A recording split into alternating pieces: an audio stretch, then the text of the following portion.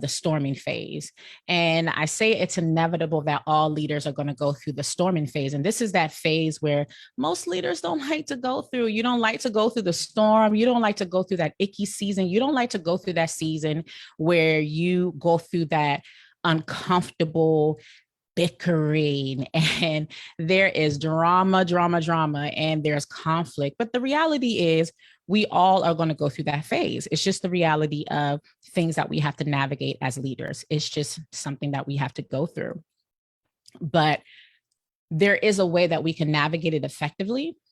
And we can navigate it in a way where we can truly learn some effective lessons to support our teams effectively.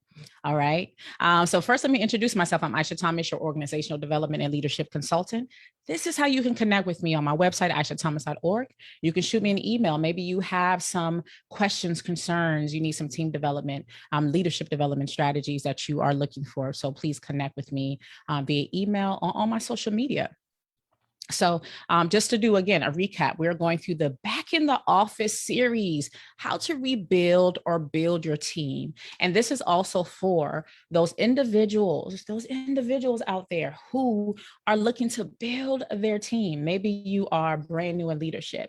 Maybe this is something that's new to you. Maybe this is something that you want to lead, right? You want to connect, you want to coach, you want to counsel. And you're like, how do I do that, Aisha? This is also going to be beneficial for you, because this information is going to allow you to truly understand how to connect with your team effectively. All right. So this is how these phases are going to be things that you're going to go through. Like I mentioned last time, is that we're all going to go through a storm. Right. Out here in the DC area, they've been talking about there's going to be rains and showers that are coming up. Right. So I know that when I go out, I plan on going running later on today. I know that, you know what, I need to go out by a certain time so I don't get caught up in the rain. Or I know that if I do go out, that if it does rain, I need to take my umbrella. It's like preparation. So this information is also going to prepare you for that as well, right? It's going to let you know what you need to prepare for and plan for. You might say, you know what, I remember what Aisha talked about when she talked about the norming stage or the storming stage. Now I know what to look forward to prepare for when that does happen. So this is why this information is beneficial, because it's preparing you for when those seasons do happen. So today we're going to focus on the norming. We've gone through the initial stage where you're forming the team, and that's where you're really building your team, and you're identifying those roles, responsibilities, those individual roles, those individual responsibilities. And now you're transitioning into, after that, now you have that storming phase, right? We understand what our roles, responsibilities are individually. We understand how it is collectively and how that supports the mission and the vision. We've gone through the storming phase, that uncomfortable season that everyone goes through, right? This is that phase where individuals out there, and forgive the sirens in the background, you know, the first responders are out there saving lives. They're out there saving lives. All right. So I don't mind the sirens in the background. But anyway, so we go through the second phase, again, the storming phase. This is where things get uncomfortable. And again, all leaders are going to go through this season where there is some tussles, right? Not real fights, but there's going to be a season where there might be some arguments. There might be some uncomfortable conversations that have to happen. There might be some questions asked. There might be some, hey, I need to revisit my employee development plan. Is there one? I need to go through my evaluation. Your roles and responsibilities might be questioned, but all of this is a part of the process and how to navigate that. Now we're going to go through the next phase. Once the cloud clears and the storm and the sun is coming out, now you're going through the norming stage, right? Because if you have applied these steps that we have discussed, now the sun is out. Now people are getting along. Now you have a nice flow going right after that. And that's what we're going to focus on next. So again, to recap the storming phase, this is where leadership and authority are questioned.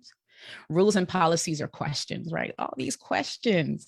And again, we want our teams to know that it is okay. It is okay for them to question and to have or to ask for clarity as to what is this, right? And of course, respectfully, because this might give you an opportunity to revamp some things. This might give you an opportunity to recognize some things need to change, some things require updates. This might even allow you some opportunity to innovate. Right now in my master's course, we've been talking about that, specifically about how there is some conformity in a lot of organizations, and it's for a multitude of different things, right? Sometimes it's external factors like governmental systems, right? Right now we've been talking about COVID restrictions and vaccinations. We've been talking about all these different things. We've been talking about mask mandates. There are a lot of other organizations that do affect the decisions that happen in organizations.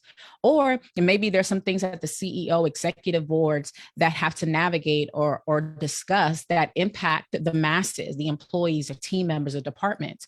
All those have an effect on rules, policies, and so on. So those might be questioned, right, by your team. But there might be some really great ideas that you might identify that actually could really help build, develop, and support some things that might really, again, build and support and take your organization section to another level, or really help them in creating or developing a new way of going about navigating some of the things that they do. So sometimes it's a great opportunity for you to listen to your team, because we can learn from them too, right? We can learn from our team. Inquiries about evals and reviews are requested. And again, it's okay for us to give that feedback. Our team members want feedback. We should be able to give it to them.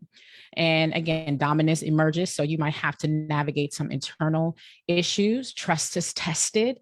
All right. We want to make sure we maintain a level of trust within our teams, and also makes or breaks a team. And please note, don't feel down as a leader if you lose a team member. Sometimes that does happen, but it also can make a team, right? You have navigated the storm together. We have gone through the trenches.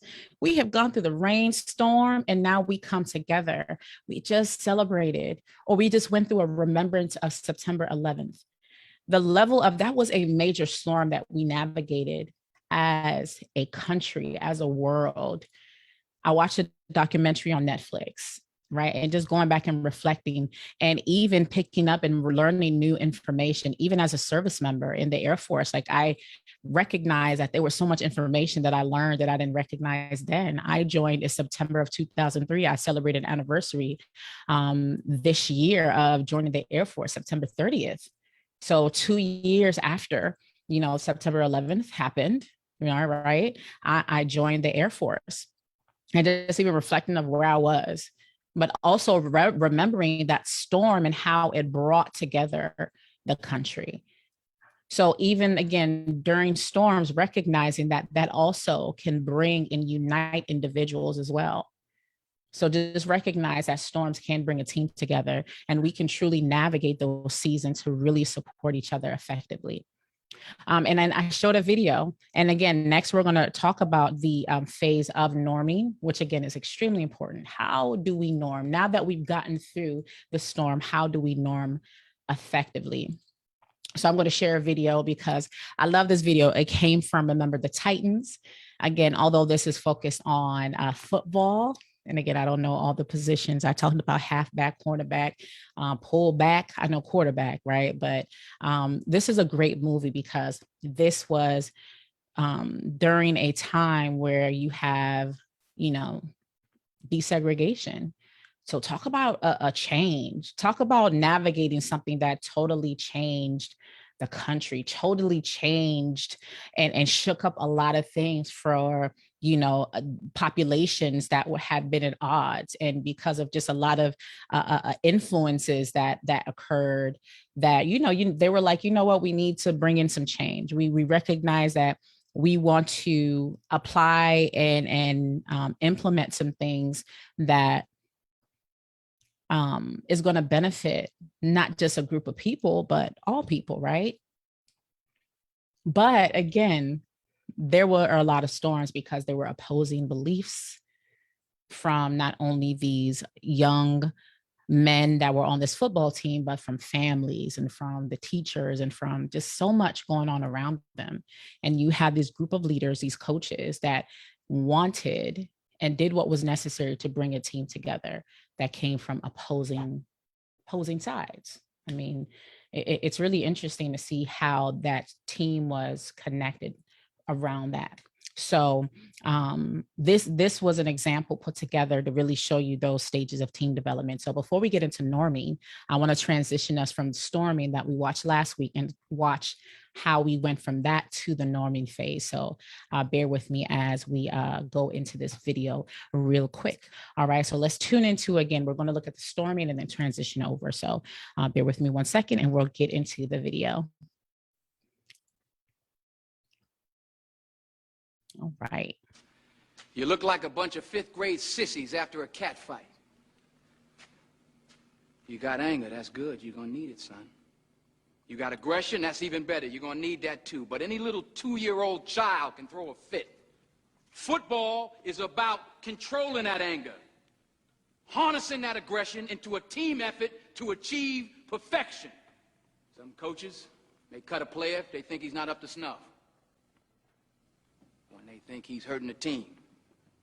This is a public school program. I will never, ever cut a player who comes out to play for me. But when you put that uniform on, that Titan uniform, you better come to work. We will be perfect in every aspect of the game. You drop a pass, you run a mile. You miss a blocking assignment, you run a mile. You fumble the football, and I will break my foot off in your John Brown hind parts. And then you will run a mile. Perfection. Let's go to work. Move that piece. Get up, boy, get up. Get up. Now get out. Keep that head up, keep those hands up, keep those feet moving. Everything we're gonna do is change. We are changed. We're gonna change the way we run. We're gonna change the way we eat. We're gonna change the way we block. We're gonna change the way we tackle. We're gonna change the way we win. Defense is desire. Fire and desire. Get out of here. Go.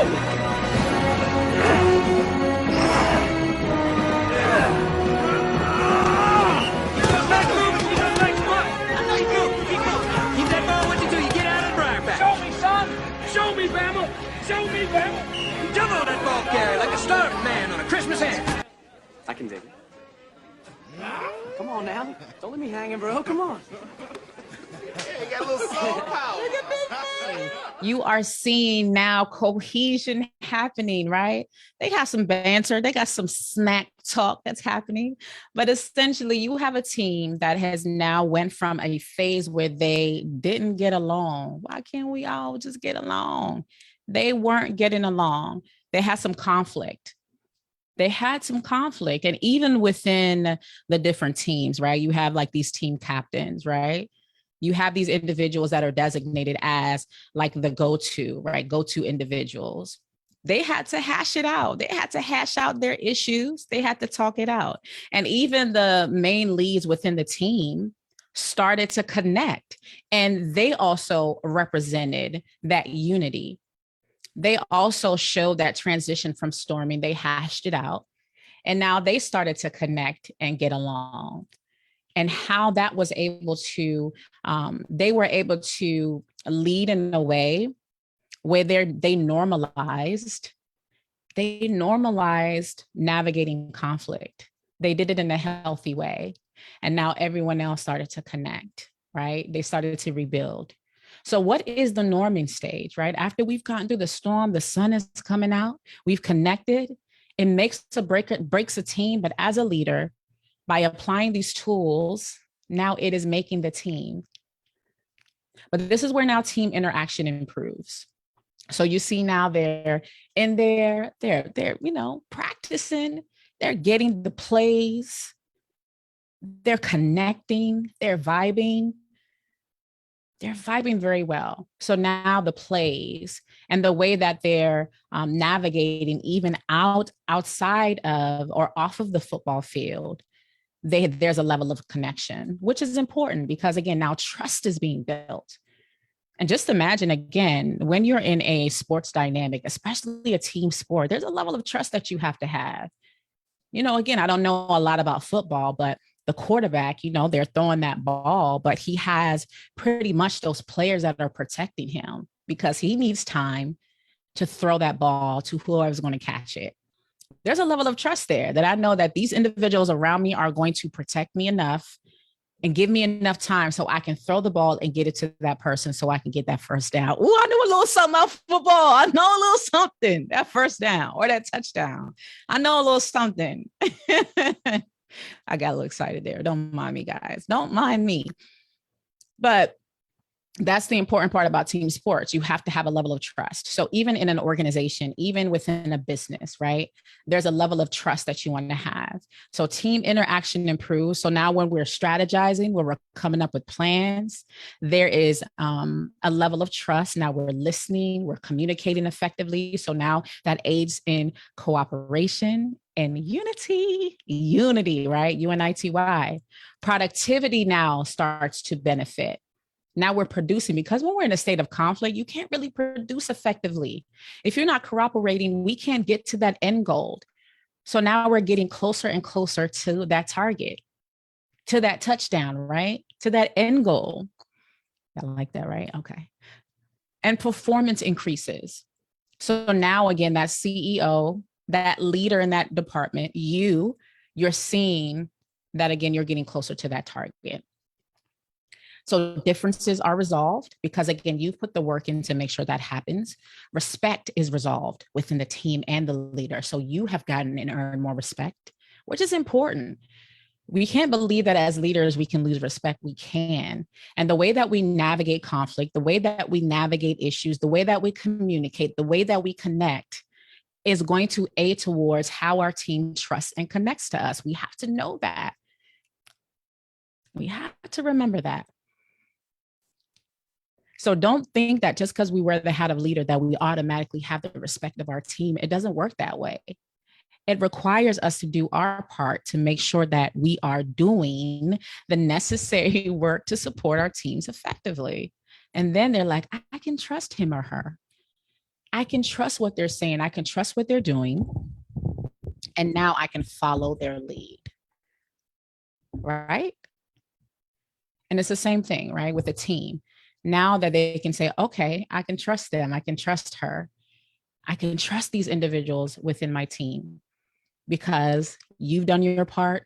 They see now cooperation, unity, productivity, it's flowing now, and team cohesion. So that's how that locker room banter that you just saw, it's happening. It's like a free flowing. So instead of them being in the locker room, bickering, arguing, having conflict, now they're connecting.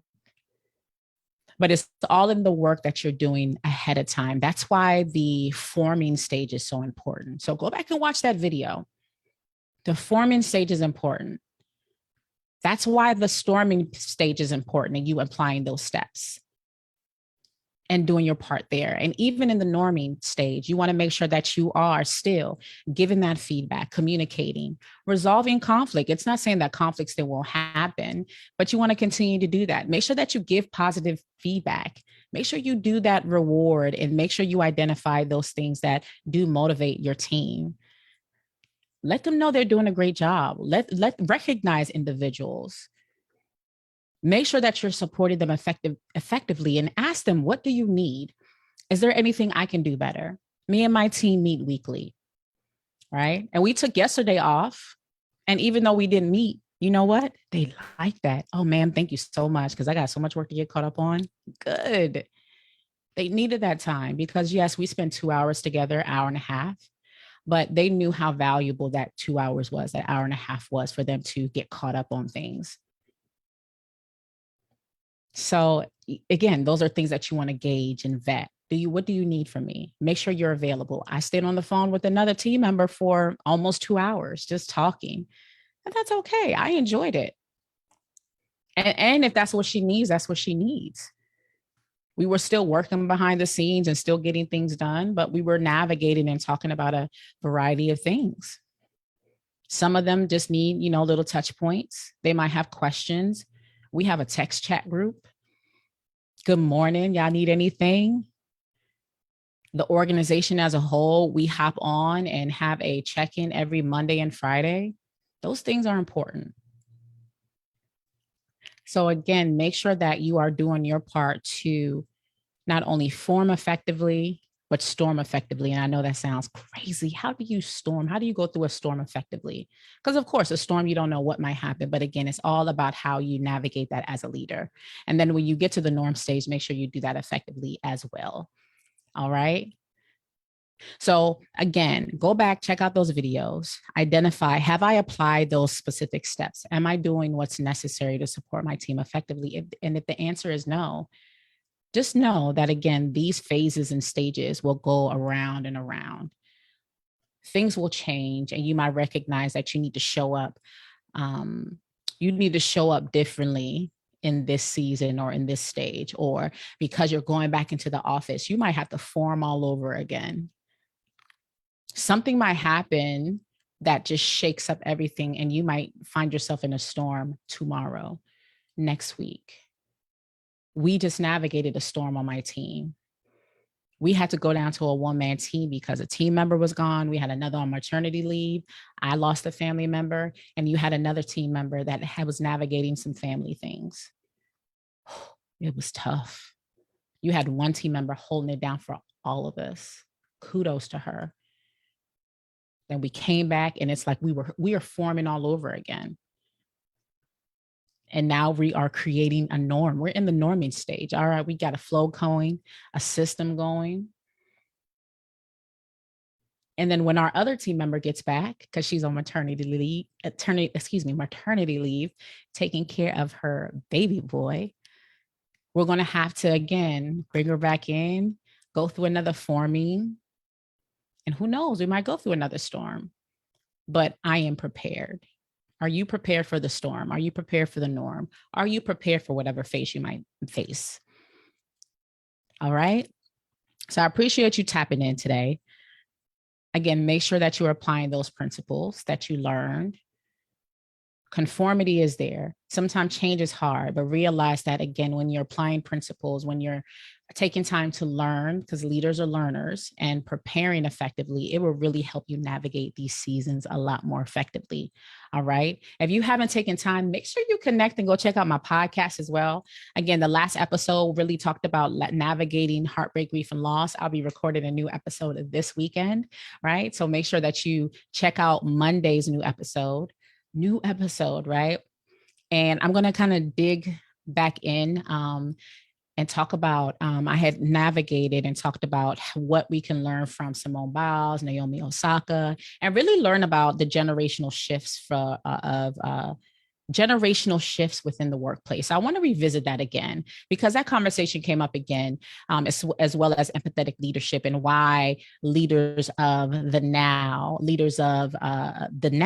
to understand the leaders of the future, and really talk about empathetic leadership and how we can really prepare for leadership in a way where we're not making decisions based off of what we see externally, but recognizing that our team members are dealing with things internally, and we need to really just be more understanding of that. And we need to recognize that that is a need that a lot of individuals need more now than ever. So we're going to talk about empathetic leadership and navigate that a lot more, that conversation a lot more, so you can understand the tools and how to start to practice and incorporate that type of leadership style. Because we know about autocratic, we know about democratic, we know about transformational leadership, laissez-faire, but empathetic leadership is something new. And this is a soft skill that we have heard about, empathy, but empathetic leadership, what is that?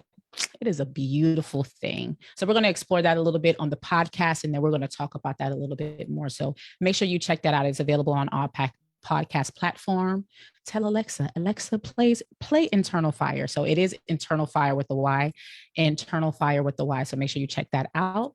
And as always, again, if you want to reach out to me, make sure you go and look me up, aishathomas.org. Follow me on all platforms at Miss Aisha Thomas, or shoot me an email, info@aishathomas.org, or go to my YouTube page at the Miss Isha. It's also in the notes.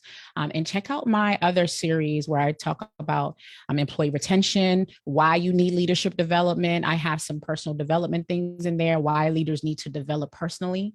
So make sure you check all those out, because they're really rich in information. It's going to be beneficial for you to learn that, because it's going to help you as a leader. And as as always, I say individuals don't typically quit the organization. They typically quit the leader. And that's why you need leadership development.